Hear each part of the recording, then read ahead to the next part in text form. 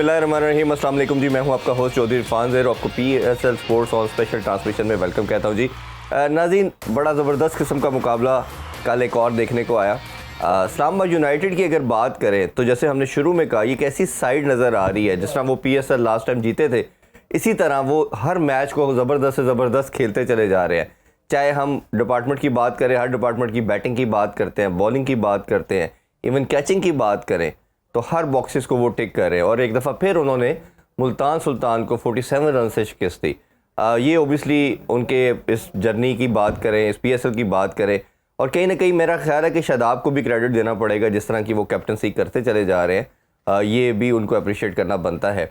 Women cricket के हवाले से बात करें जी, तो बड़ी ज़बरदस्त न्यूज़ पाकिस्तानी नेशन के लिए कि वुमेन ने अपने तीनों मैच जीत के वर्ल्ड कप के लिए क्वालिफाई कर लिया है और इसी साल ये भारत में खेला जाएगा। इस पे भी हम बात करेंगे। और फर्दर ये कि आज आप लोगों से, जिस तरह हमने कल बात की थी, हमारी स्क्रीन पे नंबर मेंशन किया जा रहा होगा। आप लोग कोई भी क्वेश्चन उमर इकमल से पूछना चाह रहे हैं तो ज़रूर पूछिए, आपके नाम के साथ हम शो में आपके क्वेश्चन को शामिल करेंगे। इस पर डिस्कशन करते हैं जी। हमारे साथ जो शो में मौजूद है one and only Umar Akmal. अस्सलाम वालेकुम उमर भाई। वालेकुम अस्सलाम। Thank you so much for joining. Umar भाई, पहले वुमेन क्रिकेट की बात कर लें। ज़बरदस्त किस्म की परफॉर्मेंस, तीनों कंसेक्टिव मैच जीते और वर्ल्ड कप के लिए क्वालिफाई कर ली, कितनी बड़ी अचीवमेंट है ये? बिस्मिल्लाहिर्रहमानिर्रहीम। पहले तो बहुत बड़ी अचीवमेंट है पाकिस्तान के लिए कि वुमेन टीम ने क्वालिफाई किया वर्ल्ड कप के लिए। और उससे बड़ी बात यह है कि मैं जितनी भी वुमेंस गर्ल्स हैं या कोई भी है, उनकी फैमिलीज़ को मैं मुबारक देता हूं कि उन्होंने उनको बैक किया, उनको परमिशन दी है खेलने की। क्योंकि आपको पता है हमारे मुल्क में और हमारी जो आप कह सकते हैं जो हमारा कल्चर है, उसमें वो इतना वो नहीं सपोर्ट करते, लेकिन उन्होंने सपोर्ट किया।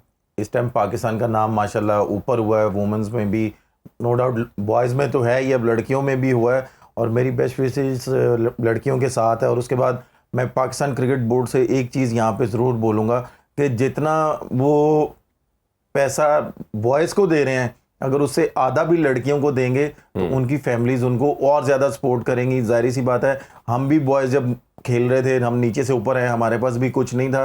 तो इस तरह कुछ लड़कियां ऐसी होती हैं कि जिनके पास कुछ नहीं होता, उनकी फैमिलीज़ इस वजह से उनको नहीं खेलने देती, या अंडर 19 है या कुछ भी है, तो वो कहते हैं कि इतने पैसे नहीं है, हमने क्या करना है। तो अगर थोड़ा सा पैसा अगर लड़कियों की तरफ भी वो लेके जाएंगे तो ऑटोमेटिकली लड़कियों में भी एक जज्बा पैदा होगा। और ये जो चीज़ थी कि अब ICC ने भी जो प्राइज मनी है वो मैन के इक्वल कर दी है, जो मैन क्रिकेटर्स को मिलती है समहाउ मैच फीस वगैरह, वो उन्हीं इसी तरह डिस्ट्रीब्यूट हो रही है। और PCB ने भी इनकी जो अकोमोडेशन की बात करते हैं, इनकी ट्रैवलिंग करते हैं, तो समहाउ वो इक्वलेंट कर दिया गया। तो ये बड़ी ज़बरदस्त चीज़ है, ताकि जो आपने बात की कि बच्चियाँ इसकी तरफ रुझान रखें। अच्छा, अब थोड़ा सा अगर PSL के वाले से बात करें तो जो शादाब और उसकी टीम है, वो अब देख रहे हैं कि ज़बरदस्त किस्म की परफॉर्मेंस दे रहे हैं। और मुल्तान सुल्तान का अगर हम पास्ट में कैरियर देखते हैं, जो उनका हिस्ट्री देखते हैं, हमेशा से सबसे टॉप पे रहे हैं वो स्टैट्स के अंदर। फाइनल को अगर आप छोड़ भी दिया जाए, फाइनल हमेशा हार रहे हैं वो लास्ट 4 ईयर से। बट इस दफ़ा कुछ प्रॉब्लम नज़र आ रहा है। आपकी नज़र में क्या बेसिक रीज़न है जिसकी वजह से मुल्तान सुल्तान स्ट्रगल कर रहा है? देखें, जैसे हमने बोला था, मैंने बोला था, जो मेरा एक्सपीरियंस था मैंने आपके साथ शेयर किया, लोगों के साथ शेयर किया, कि जब बड़ा मैच होता है ना, तो बड़े मैच में दोनों टीमें प्रेशराइज होती हैं। अगर कोई टॉस जीतता है, विकेट देखता है, जैसी भी हो विकेट, उसको वो देखता है कि वो कहता है कि यार पहले बारी हम लोग करें। जैसे मैं बड़े कप्तानों के साथ खेला हूँ, वो एक क्लियर मैसेज दे देते थे कि भाई टॉस जीतेंगे, पहले बारी करेंगे। अगर वो कंफ्यूज होते थे, वो कहते थे कि यार टॉस पे छोड़ देते हैं, जो होना वो टॉस पे देखा जाएगा। अब मुझे जीता था कल। अब मुझे ये समझ में नहीं आया कि रिजवान ने टॉस जीत के पहले बॉलिंग क्यों की है। अगर उसको ये पता होता कि भाई, शायद वो लास्ट मैच जो था कराची किंग के अगेंस्ट, उनके खिलाफ, नहीं, वो कराची हो गया, वो कराची में था, ये इस्लामाबाद में था, लेकिन क्योंकि दोनों टीमें बड़ी थी, अगर रिजवान को ये अगर चाहता तो रिजवान, देखें उसका अपना एक प्लान है, हर कप्तान का, कोच का और प्लेयरों का, खैर प्लेयर तो मैं गलत कह रहा हूँ, कोच का और कप्तान का एक प्लान होता है जो उन्होंने प्लेयरों को एक डिलीवर करना होता है और प्लेयर ने वैसा रिएक्ट करना होता है। अगर रिजवान अगर पहले बारी करता तो शायद अगर रिजवान 200 प्लस करता तो शायद इस्लामाबाद को थोड़ा सा मुश्किल हो सकता था। लेकिन क्या था कि उन्होंने बारी उनको दी, उन्होंने 200 किया, ऊपर से वो आउट हुए, उसके बाद उनसे कमबैक हुआ ही नहीं गया। अच्छा, ये डेविड विली का और जॉर्डन की अगर बात करते हैं, इन्होंने इनकी परफॉर्मेंस में बड़ा खास एक रोल रहा है। और हमेशा से हम देखते हैं ये विकेट टेकर भी थे, फिर डेथ ओवर के अंदर बड़ी ज़बरदस्त बॉलिंग करते थे। बट दोनों की शायद एज का डिक्लाइन है, अब कैरियर के उस स्टेज के अंदर है, टीम में मेन टीम में भी नहीं अब खेलते। तो आपको लगता है कि ये इनकी दोनों की परफॉर्मेंस इनकी बॉलिंग के अंदर प्रॉब्लमेटिक बन रही, पार्ट बन रही है, क्योंकि हर मैच में इनके अगेंस्ट 200 हो रहा है। क्या है, ये भी मेरी तरह 34 साल से बड़े हैं। ऑलमोस्ट ही हो चुके हैं। नहीं, मेरा नहीं ख्याल। इस तरह अगर इनकी एज बढ़ रही है, अगर ये फास्ट बॉलर हैं, क्योंकि ये इतने प्रोफेशनल हैं, ये अपनी प्रैक्टिस करते हैं, अगर ये इनकी एज ऐसी हो गई है तो इनको चाहिए कि ये सिलेक्टिव लीगें खेलें, ये हर लीग ना खेलें। जैसे ये हर लीग में मैं इनको देखता हूँ ये खेलते हुए आ रहे हैं। इनको चाहिए कि जो नाम वाली लीगें हैं, ये T10 अगर इन्होंने खेलें, क्योंकि समझ लेंगे हर साल ये 3 से 4 लीगें T10 खेलते हैं। देखने में भी बहुत इजी होता है कि भाई T10 बहुत इजी है, लेकिन सबसे ज़्यादा जान उसमें लगती है T10 में, फिर उसके बाद T20 में लगती है। तो ये T20 की मेरा ख्याल है कि साल में 2 से 3 लीगें खेलें तो बेस्ट है। T10 खेलते रहें, कोई मसला नहीं है, लेकिन ये कोई भी लीग नहीं छोड़ रहे, इसमें इनको नुकसान होगा। और इस्लामाबाद यूनाइटेड की बात करते हैं, बॉलिंग के एरियाज की बात करते हैं, तो 6-7 बॉलिंग ऑप्शन है जो सबसे ज़्यादा है। बैटिंग की बात करते हैं तो 9वें-10वें तक नंबर तक इनके पास बैटिंग की स्ट्रेंथ होती है। अभी तक हमने देखा माद की बारी भी नहीं आई, जो लास्ट PSL में सबसे बेस्ट उनके प्लेयर हैं एज इन अ बैटर। तो ये और हैदर अली की जो बात हमने की कि किस तरह हो सकता है कि हैदर अली प्लेइंग 11 में नहीं आ रहा, बट जैसे सलमान अली की जगह वो आए हैं कल और उन्होंने एक शानदार इनिंग्स खेली, तो उस परफॉर्मेंस पे क्या देखिए, हैदर को एक उन्होंने क्लियर मैसेज दिया कि भाई हमें आपसे एक पॉजिटिव क्रिकेट चाहिए। सलमान अली आगा आके टाइम ले रहा है, ये अब शादाब को और उनके कोचिंग स्टाफ को सोचना चाहिए कि नो डाउट सलमान अली आगा एक अच्छा प्लेयर है, पाकिस्तान टीम का कप्तान भी है T20 का, लेकिन वो समझ में नहीं आया क्या है क्या नहीं है। लेकिन वनडे और टेस्ट मैच का वो बेस्ट प्लेयर है, लेकिन T20 में वो टाइम लेता है। जिस नंबर पे आपने अगर सलमान अली आगा को खिलाना है तो फिर आप उसको एक क्लियर मैसेज दे दें कि भाई हमें तुम्हारा स्ट्राइक रेट 180 प्लस चाहिए या 170 प्लस चाहिए, चाहे सिचुएशन जैसी मर्जी है। अगर ऊपर से आउट हो गए तो फिर आप ठीक है भाई, आप टाइम ले सकते हो। अगर आपके आउट नहीं हुए, क्या सलमान अली आगा आके उस तरह की बैटिंग कर सकता है 180 प्लस के स्ट्राइक रेट से?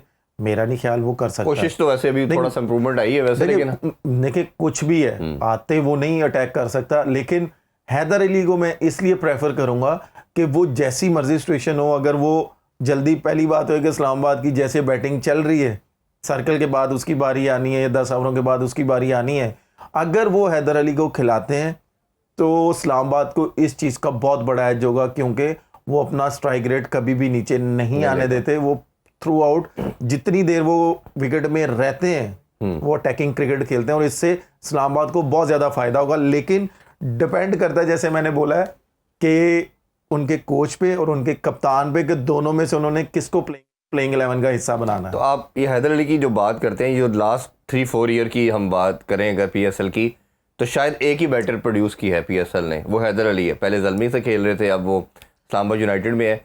तो हैदर अली का इन और आउट भी बहुत देखा टीम में, 2-3 दफ़ा टीम में सिलेक्शन हुई है, फिर ये बाहर हो गए। आपके ख्याल में ये लड़का डिज़र्व करता है क्या टीम में? और अगर आता है, और जो प्रॉब्लम टीम के साथ हो रही है, साहबजादा फरहान से मैं उससे रिलेट इसलिए करना चाह रहा हूँ, अब वो रन्स के भरमार कर रहा है। कल भी हमने देखा, बड़ी शानदार उन्होंने हाफ सेंचुरी की। वो पहले सेलेक्ट किया जाता है, न्यूजीलैंड भेजा जाता है, 6-7वें नंबर पे उनको बैटिंग कराई जाती है। तो अब इन दोनों का ज़रा आप एक्सप्लेन करें कि टीम में बनती है और किस नंबर पे खिलाना चाहिए। देखिए, पहली बात तो ये है कि हैदर अली को PSL ने नहीं इंट्रोड्यूस करवाया, हैदर अली को फर्स्ट क्लास क्रिकेट ने करवाया, मतलब अंडर 19 ने करवाया, अंडर 19 ने करवाया। उसके बाद PSL में आया, PSL में उसने उस तरह का परफॉर्म नहीं किया पेशावर ज़ल्मी से। नहीं, पहले 1-2 सीजन बहुत किया था उसने, जब वो हाईलाइट, उसके बाद वो बाहर हुआ, फिर इस्लामाबाद ने उसको पिक किया, इस्लामाबाद की तरफ से उसने परफॉर्म किया। फिर उसके बाद आप ये देखें कि वो पाकिस्तान टीम में गया, पाकिस्तान टीम में उसको किस नंबर पे खिलाया गया, उसने उस तरह का नहीं डिलीवर किया। ठीक है, वो दोबारा फिर PSL में उसने फिर परफॉर्म किया, फिर इसी तरह साहबजादा फरहान ने जी। आप ये देखें, अब जैसे यहाँ पे आपको पता है साहबजादा फरहान किस नंबर पे खेल रहा है, आप मुझे खुद बताएं। एज ए ओपनर है जी, हाँ जी, ठीक है, डोमेस्टिक में भी एज ए ओपनर खेल रहा है भाई। तो भाई खुदा के लिए, जो बंदा जिस नंबर पे परफॉर्म कर रहा है तो आप उसको उस नंबर पे खिलाओ। आप अगर एक ओपनर को नंबर 6 नंबर 7 पे खिलाओगे तो यार उसके साथ ज्यादती वो भी होगी। न्यूजीलैंड में चाहे न्यूजीलैंड है चाहे जहां पे मर्जी है भाई, टीम के साथ भी ज्यादती होगी उसके साथ। और उसके साथ भी बहुत बड़ी ज्यादती होगी। क्यों? कि वो पिछले कुछ अरसे से या कुछ साल से वो परफॉर्म करता हुआ आ रहा है। तो भाई आप बाकी लड़कों को क्या मैसेज देंगे? सिंपल सी आप मैसेज देंगे कि जो मिडिल ऑर्डर में परफॉर्म कर रहा होगा वो तो अब दीवारों में सर मारेगा ना ऐसे ही। कि यार मैं मिडिल ऑर्डर नहीं है पाकिस्तान टीम में, मैंने इतना स्कोर किया है। ये एज ए ओपनर लेके जाते हैं किसी को, वहां पे मिडिल ऑर्डर खिला देते हैं। प्रॉब्लम ये है कि भाई जो बंदा या जहां पे परफॉर्म कर रहा है बिल्कुल ठीक। उसको वहां पे कराएं। अब हैदर को नंबर 4 पे वो परफॉर्म कर रहा है, आपके पाकिस्तान टीम में नंबर 4 पे कोई खेलने वाला नहीं है जो इस तरह का स्ट्राइक रेट खेले, तो भाई आप हैदर को क्यों नहीं यूज कर सकते आप? ठीक है, कुछ भी मैं जैसे बोलता हूँ, अब हमारे यहाँ पे एक बहुत ही, मैं कहना नहीं चाह रहा वो वाला वर्ड यूज नहीं करना चाह रहा, इतना वो कह लें कि अजीब सा कॉन्सेप्ट आ गया हुआ है कि जी फिट होना चाहिए लड़का। अगर फिट है तो भाई वो आजकल माशाल्लाह वो रैंप पे ना वो मॉडल चल रहे हैं, वो भी माशाल्लाह उनके 6 पैक्स हैं, सारा कुछ है, उनको किट पहना के उनको ग्राउंड में उतार दो तो वो ज्यादा बेस्ट है। भाई ग्राउंड की फिटनेस देखो, आप ग्राउंड में देखो कि भाई कौन सा लड़का फिट है। जो हमारे कप्तान आजकल बोलते हैं ना कि भाई 30 से 35 ओवरों के बाद एनर्जी नीचे चली जाती है, तो भाई उसको कैसे फिल करना है? आप तो उन लड़कों को पकड़े ना कि जो ग्राउंड में फिट होते हैं। अच्छा, ये जब क्राइटेरिया दुनिया की हर स्पोर्ट में है, क्रिकेट में भी इंट्रोड्यूस किया गया लास्ट 6-7 ईयर में जी, लड़का फिट होगा, यो टेस्ट आया, इस तरह के डिफरेंट टेस्ट आए, ये करेंगे तो फिर आप टीम में आते। तो ये क्या बेहतर नहीं है स्पोर्ट के लिए, या आपको लगता है कि इससे नुकसान हुआ है? देखिए पूरी दुनिया में ये फिटनेस टेस्ट आया है, लेकिन इस फिटनेस पे उस लड़के को बाहर नहीं निकाला जाता टीम से। ये मैं आपकी नॉलेज में थोड़ा सा इजाफा कर दूं, आप चाहे जिससे मर्जी पूछ सकते हैं, उसको बाहर नहीं रोहित करते। शर्मा हम देख रहे हैं, देखें उसका जो सेंटर कॉन्ट्रैक्ट होता है ना, उसमें से उसके पैसे काट लिए जाते हैं। अच्छा, ये मैं आपको बताता हूं, आप जिससे मर्जी पूछ सकते हैं, लेकिन क्या है कि वो उसको बाहर नहीं निकालते कि भाई तुम्हारी फिटनेस नहीं है, तुम्हारा कैरियर खत्म है, तुम जाओ। हाँ, उसको टीम में रखते हैं, परफॉर्म लेते हैं उसे, जो उसको मंथली मिलती है उसमें से पैसे काटते रहते हैं। ये हमारे पाकिस्तान में नहीं है। हमारे पाकिस्तान में क्या है जी, लड़का फिट होना चाहिए। नहीं तो आपने फिटनेस की बात की तो फिर आजम खान की क्यों ना बात करें? सबसे फिट प्लेयर नजर आते हैं, तो आजम खान के लिए क्राइटेरिया नहीं फिर आपके ख्याल में बन रही है? मैं मेरा ख्याल है कि मैं वाहिद प्लेयर हूं, आपको भी पता है और हमारे पूरे पाकिस्तान के मीडिया को पता है, और माशाल्लाह जो पाकिस्तान क्रिकेट बोर्ड में लोग बैठे हुए हैं सिवाय चेयरमैन साहब के, कि मैं वाहिद बंदा हूं जिसने बात की थी कि भाई रूल एंड रेगुलेशन सबके लिए एक होने चाहिए।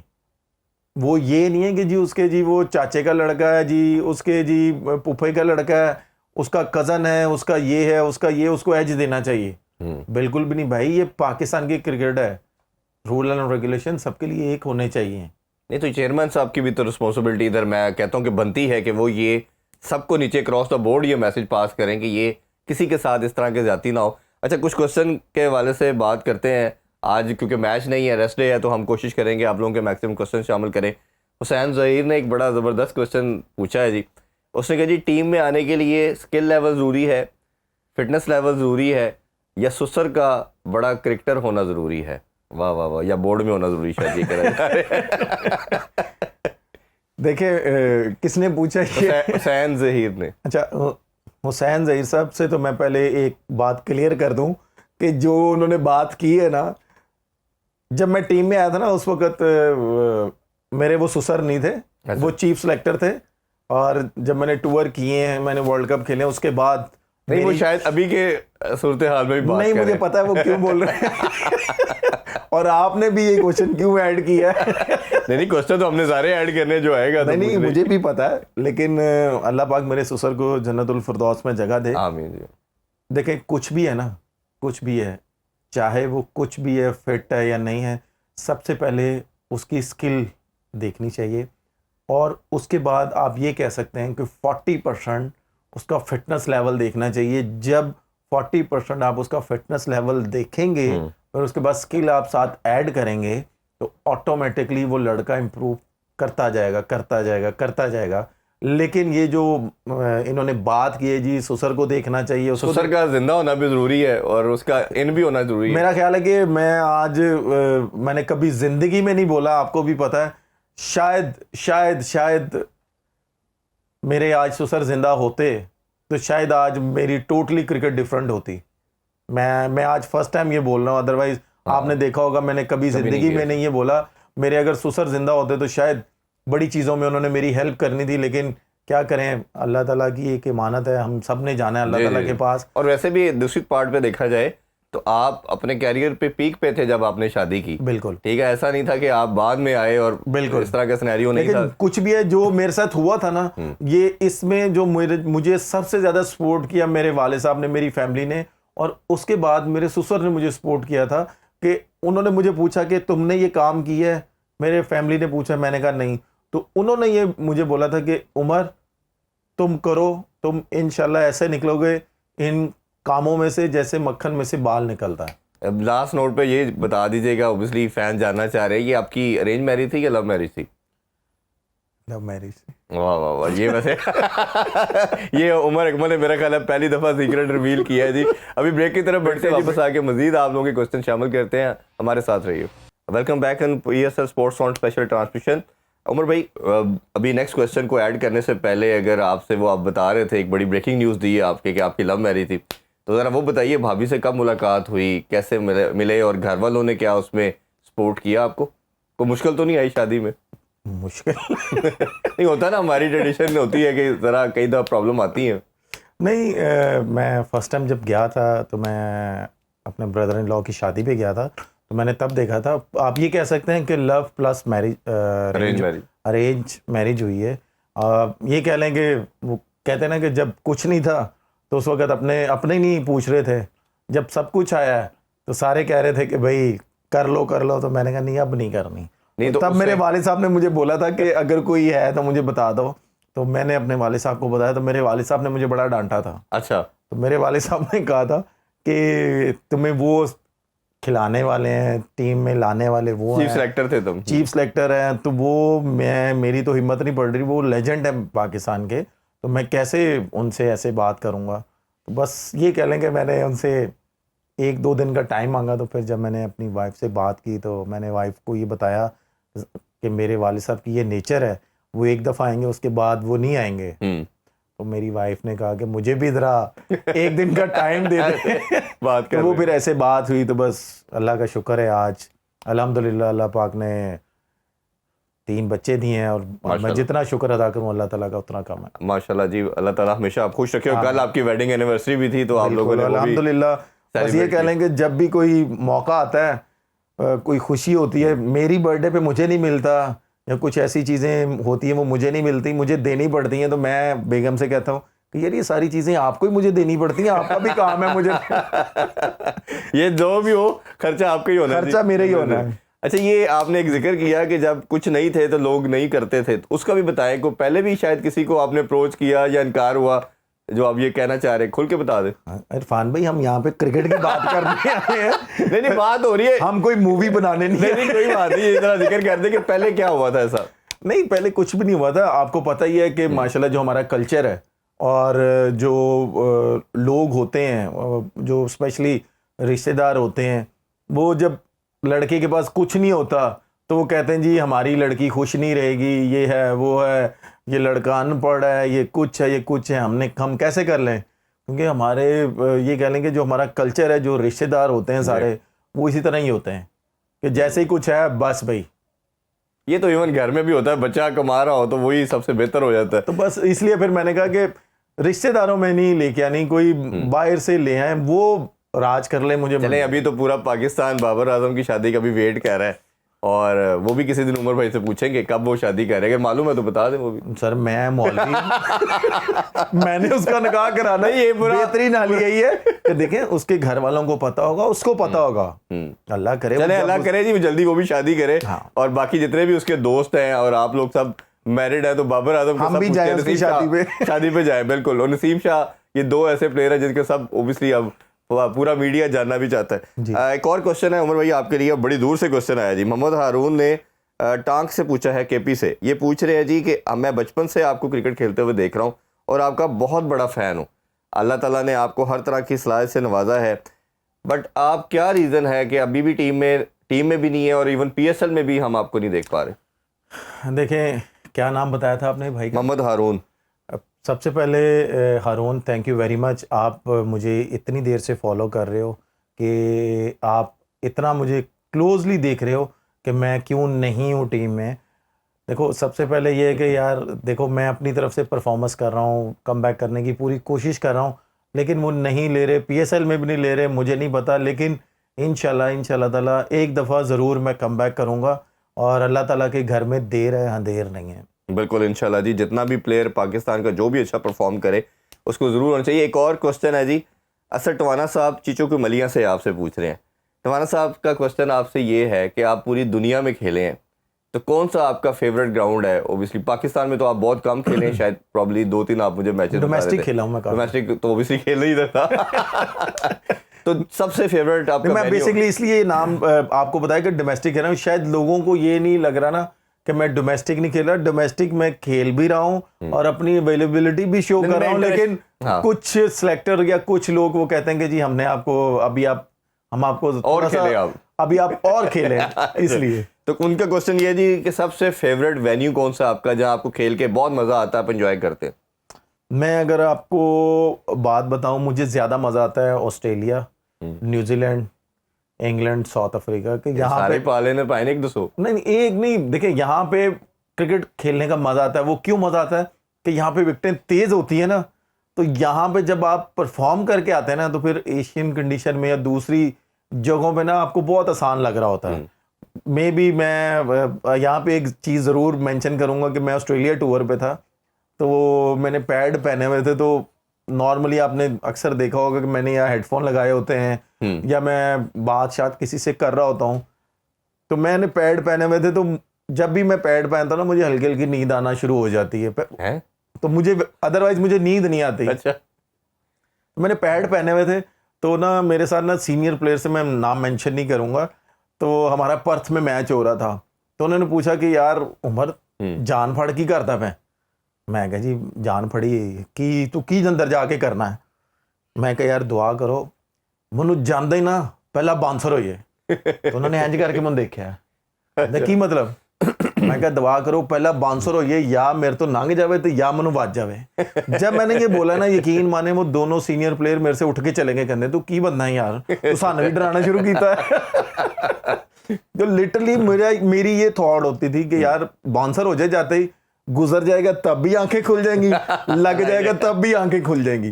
तो उस वक्त मुझे ये ज्यादा मजा आता है कि जरा फिर उसके बाद जरा बॉलरों पे जरा चढ़ाई करने का मजा आता है। अच्छा, ज्यादा आपको हमने देखा फास्ट बॉलर को बहुत आउटस्टैंडिंग आप खेलते रहे हैं, स्पिनर को भी अच्छा खेलते हैं, तो ज्यादा एंजॉय किसको खेलते हुए आपको ज्यादा मजा आता है, फास्ट बॉलर को या स्पिनर को?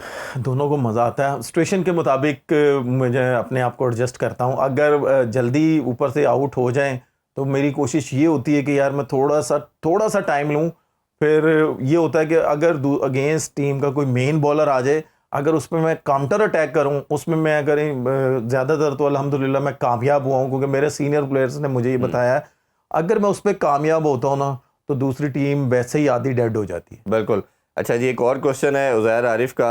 आपने अपने कैरियर में बहुत सी शानदार इनिंग्स खेली हैं, आपकी फेवरेट इनिंग्स कौन सी है जो आप हमेशा याद करते हैं, इसको चेरिश करते हैं, रिकॉल जब भी करते हैं तो आपको बड़ा वो मज़ा आता है? टेस्ट मैच की, वनडे की, या T20? जो आपको सबसे फेवरेट लगती है कि यार ये जो इनिंग्स थी ना, ये मैंने अपनी बेस्ट थी मेरी इनिंग्स। देखें, शायद आप मेरी इस बात से इत्तेफाक करें या ना करें, लेकिन जो टेस्ट मैच की मेरी इनिंग्स थी ना, कामी भाई के साथ मेरा डेब्यू का 100 था जो, वो समझ लें कि एक तरह की वो ख्वाहिश, क्या मेरी, और बड़ी मुश्किल पिच थी कि कामी भाई को देख के मैंने क्रिकेट स्टार्ट की। आपको अच्छे तरीके से याद होगा कि इंग्लैंड टूर था पाकिस्तान में, जिसमें कज़ाफ़ी स्टेडियम में कामी भाई ने 100 किया था। तो उस वक्त मैं स्टैंड में बैठ के ना मैच देख रहा था। मैं क्लब से सीधा उधर गया, लोगों को नहीं पता था कि मैं कौन हूँ, तो मैंने ना क्लैप किया। तो मैं ऑनेस्टली बात बताऊँ कि मैंने सिर्फ ना ऐसे 2-3 दफ़ा क्लैप किया, तो उसके बाद मैंने कहा इंशाल्लाह एक टाइम आएगा कि लोग मेरे लिए भी क्लैप करेंगे। उसके बाद जब मैंने वो 100 किया तो मैं इतना खुश था कि जिसकी तरफ देख के, जो मेरा रोल मॉडल है वो मेरे साथ क्रीज पे है और मैंने 100 किया। मैं इतना खुशी से पागल हो रहा था कि मैं सजदा करना चाह रहा था कि मुझे पता नहीं चल रहा था कि किस तरफ है। तो कामी भाई मुझे बता रहे थे कि इस तरफ है और मैंने सजदा किया और मैंने अल्लाह का इतना शुक्र अदा किया, उतना कम है। और वनडे में जो सेकंड मैच के अंदर जो आपने थर्ड मैच था हाँ जी, वो वनडे में यूनुस भाई को ऑब्वियसली आपको पता है कि उनको मैं देखता था, क्योंकि जाहिर सी बात है उस वक्त ये हमारे रोल मॉडल्स होते थे। तो उस वक्त जब मैंने 100 किया था तो यूनुस भाई की और मेरी बहुत बड़ी पार्टनरशिप लगी थी। तो यूनुस भाई ने मुझे बहुत ज़्यादा अप्रिशिएट किया था। फिर T20 में जब मैंने 50 किया था, पहला 50 अपने कैरियर का डेब्यू में, T20 का डेब्यू था, उसमें 50 किया। उसमें शाहिद भाई मेरे साथ थे, क्योंकि शाहिद भाई ऑब्वियसली आपको पता है पूरी दुनिया में यंगस्टर के वो रोल मॉडल रहे हैं। तो शाहिद भाई मेरे साथ थे, तो उन्होंने मुझे बड़ा अप्रिशिएट किया था और उन्होंने बड़ी चीज़ें मुझे बताई थी। बिल्कुल जी, ये मेरे लिए 3 इनिंग्सें बहुत बड़ी थी। बिल्कुल ऐसे ही। और इवन मैं ये मानता हूँ कि जिससे पाकिस्तान जीते, चाहे वो 10 रन है 20 रन है, जिससे अब आपका कंट्री जीता है, वो इनिंग्स हमेशा यादगार रहती है। और यही चीज़ हमारी इस करंट टीम के अंदर लैग करी है। ब्रेक की तरफ बढ़ते हैं। ब्रेक से वापस आके एक बड़े इंपॉर्टेंट टॉपिक पे बात करनी है उमर अकमल से, हमारे साथ रहिए। Once again welcome back sports on. Umar भाई, ब्रेक से पहले हम बात कर रहे थे, क्वेश्चन भी हमने शामिल किए, ये तो सिलसिलाकार चलता रहेगा। एक ऐसा टॉपिक है जिस पे ना मेरा ख्याल है डिस्कशन भी होनी चाहिए और काफ़ी क्रिकेटर्स ने भी इस पर बात की है, लेकिन सब दबे अल्फाज में करते हैं। चले हम अपने प्लेटफॉर्म से बात करते हैं। जो सीनियर क्रिकेटर्स हैं, जो लेजेंड्स हैं हमारे, वो कहते हैं यार ये जो कोड ऑफ कंडक्ट की बात की जाती है, जो रूल एंड रेगुलेशन की बात की जाती है, ये ख़राब तब हुए जब PSL आया। और PSL के आने से जो फ्रेंचाइज ओनर हैं, जब वो एक मंथ बच्चों की तरह इनको टेक केयर करते हैं प्लेयर्स को, क्योंकि आपसे इसलिए पूछ रहे हैं कि आप PSL भी खेले हैं, पाकिस्तान को भी 10-15 साल आपने सर्व किया है। फिर उन्होंने कहा कि जो एजेंट्स हैं हर प्लेयर का, एजेंट्स का भी काम इस तरह ही है, वो अपनी PR के लिए, अपने कमीशन के चक्कर में, ओबियसली जो भी आपका कॉन्ट्रैक्ट करवाएंगे, कहीं भी कुछ होगा उसमें उनका शेयर होता है, तो वो अपनी अर्निंग के चक्कर में वो भी एक्स्ट्रा प्रोटोकॉल देते हैं और वो इस तरह लेके चलते हैं किसी प्लेयर को कि जैसे वो किसी बच्चे को या किसी सगे रिश्तेदार को लेके चलते हैं। उससे नुकसान यह हुआ कि लड़का जो है, जो सर्टन अमाउंट कमा लेता है, उसके पास घर गाड़ी सब कुछ आ जाता है, वो कहता है यार ये पाबंदियाँ हमने PCB की ज़रूर बर्दाश्त करनी है। वो या तो उसकी रूल रेगुलेशन को फॉलो नहीं करता या रिटायरमेंट की तरफ चला जाता और उसी तरफ रहता। आप इस पॉइंट ऑफ व्यू से एग्री करते? देखिए, सबसे पहले तो ये घर गाड़ियाँ ये अल्लाह ताला की देन है। उसने जितना हार्ड वर्क किया होता है अल्लाह ताला उसको उतना देता है। नहीं, उस पर नहीं है, मतलब वो उसके बाद जो मैनेजर होते हैं, देखिए हमने भी मैनेजर रखे हुए हैं, ये डिपेंड करता है प्लेयर्स पे कि भाई उसने अपने मैनेजर को कैसा मैसेज कन्वे करना है। अगर तो वो पाकिस्तान के साथ सिंसियर है, अपनी लीग के साथ सिंसियर है, तो वो अपने मैनेजर को इस तरह का मैसेज कन्वे करता है। रही बात कि वो जो मैनेजर होता है, एजेंट का रोल थोड़ा डिफरेंट है। मैं वही बता रहा हूँ ना कि रही बात वो एजेंट की कि भाई उसने अपना प्रोटोकॉल लेके चलना होता है, अपने प्लेयर्स को लेके चलना होता है। समटाइम आपको ना चाह के भी अपने एजेंट को कहना होता है कि यार इसके साथ मेरे टर्म्स अच्छे हैं, इसके साथ मेरे फैमिली टर्म्स हैं, या इस टीम के साथ मेरी, इस ऑनर के साथ मेरे इतने अच्छे टर्म्स हैं, आपने इनको तंग नहीं करना। क्योंकि जाहिर सी बात है, कोई भी होता है, ये कोई दूसरी फ्रेंचाइज होती है जिनकी तरफ से आपने फर्स्ट टाइम खेलना होता है, आपको उनकी नेचर का नहीं पता होता। कुछ फ्रेंचाइज होती हैं आपको उनकी नेचर्स का पता होता है। जैसे आप ये कह लें कि मैं CPL खेलने गया था, मैं शाहरुख खान की टीम से खेला था। उनके जो ऑनर से शाहरुख खान, आपको पता है कि पूरी दुनिया में पहचाने जाते हैं। जो उनके आगे शाहरुख खान के जो CEO थे कि पता नहीं क्या थे, उनकी नेचर बहुत अच्छी थी। उन्होंने मुझे बोला कि यार इतने में खेल लो, नेक्स्ट स्टेप हम कर लेंगे। मैंने कहा कोई बात नहीं। क्यों? मेरा पॉइंट थोड़ा सा डिफरेंट है। क्वेश्चन ये है कि ये इस तरह टेक केयर करते हैं या प्रोटोकॉल देते हैं या आपका ख्याल रखते हैं कि लड़के कुछ खराब हो जाते हैं, खराब इन वे। मैं आपको थोड़ा सा डिटेल में बताना चाह रहा हूँ आपको, इसलिए आपको लग रहा है कि मैं उस क्वेश्चन पे नहीं आ रहा। डिपेंड, मैं आपको इसलिए कह रहा हूँ ना कि ये PCB को चाहिए, PCB को चाहिए कि जैसे PCB ने बोला है ना कि भाई हमने इन लड़कों को ज़ाया नहीं करना। अब जिंदा मिसाल है आपके सामने शहीन शाह अफरीदी की, ठीक है, कुछ भी है, आप देखें कि वो रिकवरी के बाद वो आया, उस तरह की उसकी पेस नहीं है वो, फिर भी उसके अलावा वो कंटिन्यूस लीगों में भी जा रहा है, काउंटी में भी जा रहा है। अब PCB का यहाँ पे रोल बनता है या उसके मैनेजर का रोल बनता है कि यार इसको मैंने अपने साथ कैसे रखना है। जाहिर सी बात है, अगर वो लड़का फिट होगा तो उसका भी घर चलता रहेगा, उसकी भी लीगों में उसका नाम वो पुट करता रहेगा कि भाई शहीनशाह मेरा प्लेयर है, मैं शहीनशाह को लेके आऊंगा। इसमें शहीन का भी रोल बनता है कि भाई मैंने अपने आप को कैसे फिट रखना है। क्या उसने 10 साल उसने क्रिकेट खेलनी है, इसी तरह कि उसने थोड़ा सा सही हो कि उसने 15 से 18 साल खेलनी है। ये डिपेंड करता है शहीन पे, और ये डिपेंड करता है पाकिस्तान क्रिकेट बोर्ड पे कि भाई इस पे प्रॉपर वर्कआउट किया जाए और इसकी वो पेस कैसे वापस आएगी, रिकवरी करेगा। भाई आपने लीगों में नहीं जाना, ठीक है, आपको पता है आजकल क्रिकेट जितनी है, इससे पहले जो हमारे चेयरमैन थे डॉक्टर नसीम अशरफ साहब, उन्होंने क्या किया था आसिफ के साथ या आमिर के साथ, शुएब भाई के साथ, कि भाई उन्होंने काउंटी में नहीं जाने दिया था। जितने का कॉन्ट्रैक्ट हुआ था उनको उतने ही पैसे दे दिए थे। तो क्यों ना हमारे क्रिकेट बोर्ड को, मैं स्पेशली मोहसिन नकवी साहब को ये रिक्वेस्ट करूंगा, ये जो हमारे प्लेयर्स हैं जो स्पेशली फास्ट बॉलर हैं, बैट्समैनों को वो ना रोकें। बैट्समैनों को वो जितना जाने देंगे वो उतना फायदा और वो उतना एक्सपीरियंस लेके आएंगे और मुश्किल कंडीशन में वो डिलीवर करेंगे। फास्ट बॉलरों को वो रोक और उनको ये कहें कि भाई नहीं, आपने नहीं जाना, ठीक है, आपका कॉन्ट्रैक्ट हुआ लीगों में, कोई भी हुआ, आपको हम साल की 3 लीगें दे रहे हैं, आप वो खेलें। उसके अलावा अगर आपको ऑफर आ रही है, ठीक है, अगर इंटरनेशनल ड्यूटी नहीं है, आपको ऑफर है, आपने साइन कर दिया है कि भाई आप नहीं जाओ, हम आपको उसका पे करेंगे। आपने यहाँ पे रह के अपनी रिकवरी करनी है, सारा कुछ करना है। स्पिनर और बैट्समैनों को ना रोकें। ये जैसे स्टुअर्ट ब्रॉड की और अक्सर एंडरसन की बात एग्जांपल के तौर पे देते हैं, इस पे हम कल डिटेल में बात करेंगे। मुझे लास्टली ये बता दें क्विकली कि क्या ये जो एक बात बाहर मीडिया पे भी आती है कि एजेंट्स इतने पावरफुल होते हैं, फ्रेंचाइज ओनर भी समहाउ, कि वो किसी प्लेयर को इन्फ्लुएंस करके टीम में ला सकते हैं? ऐसा होता है हमारे सिस्टम में? अहमद शहजाद तो अक्सर इस पे बात करते हैं। देखिए मेरे सामने तो नहीं हुआ, मैं ऐसे ही आपसे बात करूं कि जी फ्रेंचाइज ओनर जो इतने स्ट्रांग हैं कि वो जी इतना फोर्स करते हैं। जैसे वो एक बात पहले आई थी ज़का अशरफ के दौर में कि एजेंट ही पूरी टीम सेलेक्ट कर रहे हैं, वो आपको पता होगा, इंजी भाई का भी मामला आया था, एजेंट का नाम भी सामने आया था। देखें वो अगर आया था सामने तो वो फिर गायब कहां पे हो गया? अगर वो आया था सामने, मैं अपने पाकिस्तान मीडिया से कहता हूं कि यार अगर वो सामने आया था तो वो फिर प्रॉपर सामने आना चाहिए ना। तो जो या प्लेयरों पे भी बनता है ना, वो केस करता। देखें जो मर्जी है, वो जो सा मर्जी प्लेयर है, अली बेत है, चाहे जो भी है, चाहे लेजेंड है, चाहे करंट है, अगर किसी का नाम आया था, अगर उनका नाम उन्होंने गलत लिया तो उन प्लेयरों को और उन लेजेंड्स को भी चाहिए कि उस पे केस करें, कुछ भी करें कि भाई आज तुमने हमारा नाम क्यों बाहर लेके आए हो।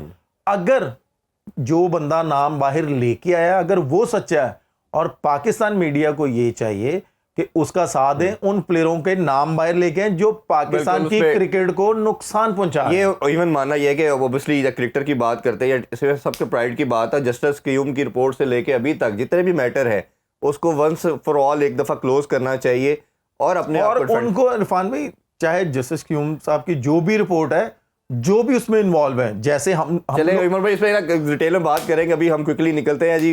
इंशाल्लाह आप लोगों से कल मुलाकात होगी। अपना बहुत ख्याल रखिए। अल्लाह हाफिज। पाकिस्तान जिंदाबाद।